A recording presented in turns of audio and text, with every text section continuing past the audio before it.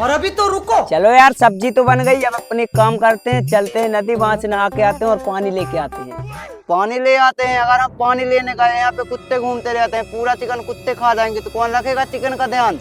मैं रखूंगा ना भाई, मेरे होते हुए कोई चिकन में हाथ लगा के तो दिखाए। तुम लोग तो जाओ बेफिक्र नहा के आओ। हाँ हाँ ठीक है भाई चलो।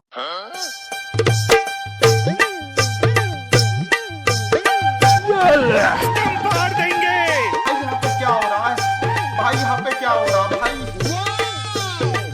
और अभी तो रुको, क्लाइमैक्स अभी बाकी है।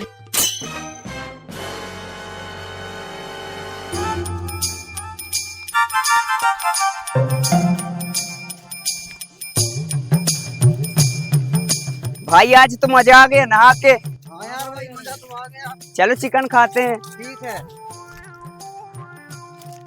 अरे शिवा भाई, अरे शिवा भाई, अरे शिवा भाई।